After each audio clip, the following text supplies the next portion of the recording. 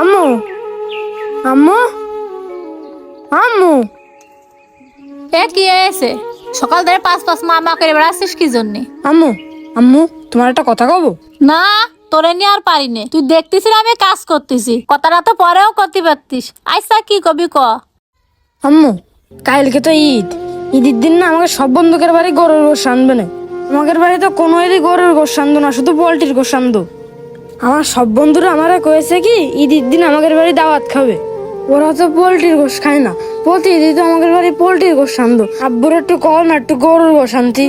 তুই যে গরু গোস্ত আনতে করছিস না মনি, তুই আমাদের অবস্থা জানিস নে। আমরা তো গরিব মানুষ, আমরা গরু গোশ কিনা টাকা কনে পাবো? আমি অত কিছু জানি না আম্মু, ঈদের দিন পোল্ট্রির গোশ কিনাই লাগবে, নাহলে আমি ভাত মাত খাবার না। না, তোরে নিয়ে আর পারি নে, তুই কোনো কথাই শুনিস নে। আচ্ছা যা, ঘরেতে ফোনটা নিয়ে আয়, তোর আব্বার কাছে ফোন দিয়ে দেখি 1 কেজি গরু গোশ আনতে পারে কিনা। আচ্ছা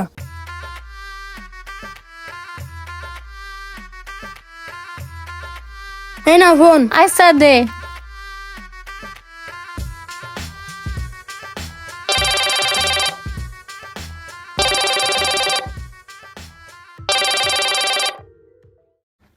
হ্যালো, কি হয়েছে?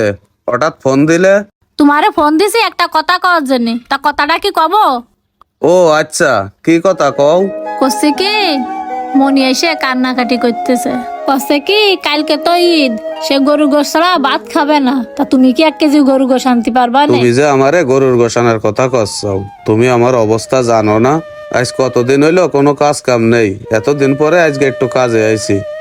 কোন যে কয় টাকা হাজিরা পাবানে তা দিয়ে যদি গরুর গোশ নিয়ে আসি, তাহলে অন্য বাজার ঘাট করবানে কি দিয়ে? আর 1 কেজি গোশের দাম যে কত তা তুমি জানো না? তারপরেও দেখে নে, ছোট মানুষ এত করে করছে। আচ্ছা দেই, দেখতেছি কাজ শেষ করে দেই যাই 1 কেজি গরুর গোশ আনা যায় কিনা। আচ্ছা ঠিক আছে, কাজ শেষ করে আসার সময় 1 কেজি গরু গোশ নিয়ে আসে নে। আমি এখন রাখতেছি। আচ্ছা রাখো তাহলে। আচ্ছা মনি এই নে, তোর আব্বা গরু গোশ নিয়ে আসবে না, ফোনটা নিয়ে থিয়ে আয়। আচ্ছা আসল ভাই, আসল ভাই, কি রে, কি হয়েছে? কি রে এরকম কি ভাবতেছিস মন মরে? কি আর ভাববো রে ভাই, হঠাৎ করে একটা চিন্তার মধ্যে পড়ে গেলাম। কেন কি হয়েছে? এত কি চিন্তা করতেছিস? কি আর চিন্তা করবো রে ভাই, তোর ভাবি ফোন দিল। ছেলে নাকি বাড়ি খুব কান্নাকাটি করতেছে, কালকে তো ঈদ।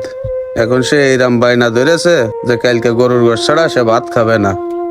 এখন কি যে করব, সারাদিন কাজ করে হাজিরা পাবানে তো 600 টাকা। 1 কেজি গরুর গোশের দাম 750 টাকা, আর কাছে তো আর কোনো টাকা পয়সাও নেই। আর এখন এই টাকাতে যদি গোশ কিনি, বাদ বাকি বাজার কাটো বা কি দিয়ে করবানে সেই চিন্তাই করতেছি। কোনো চিন্তা করিস না ভাই, কাজ কর।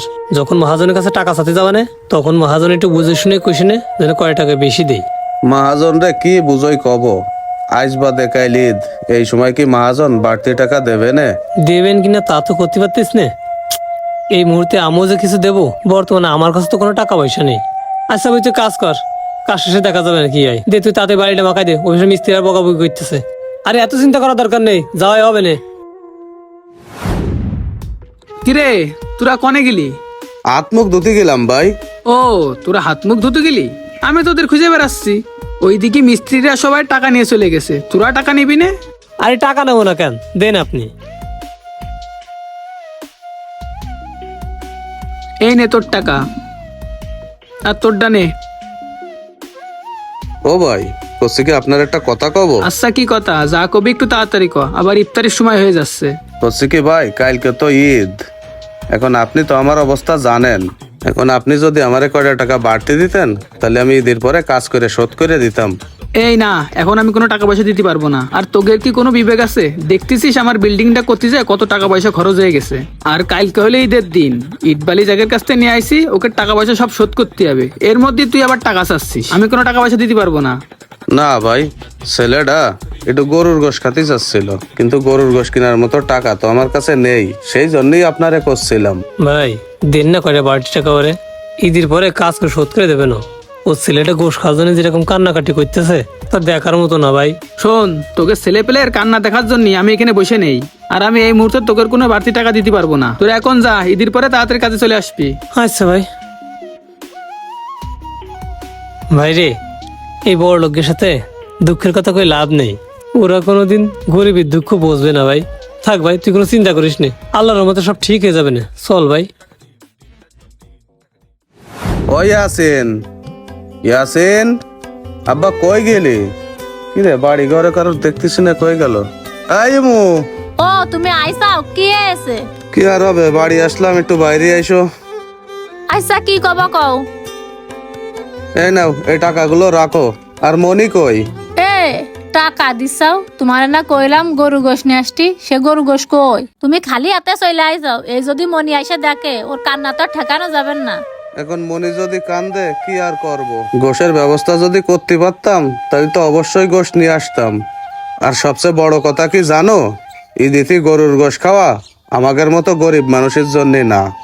কাজ শেষ করে মহাজনদের কত করে কলাম যে আমারে কয়টা টাকা বাড়তি দেন, আমার ছেলেটা এরকম গোশ খাওয়ার জন্য কত কান্নাকাটি করতেছে। তা সে কয়টা টাকা বাড়তি দিয়া তো দূরের কথা, যেসব কথা কইলো তা মনে হচ্ছিল না ওইসব কথাবার্তা শুনে আর ওই জায়গায় কাজ করি। কিন্তু কি করব, গরিব মানুষ। এখন যাই হোক, ওই মনিরে যেভাবে হোক তুমি একটু বুঝো এনে। গরুর গোশত হবেন না, তুমি ওই এক কাজ করো, যায় কলে পানি দাও, আমি গোসল করে বাজারের দিকে যায় একটা পোল্ট্রির মুরগি আনা যায় কিনা।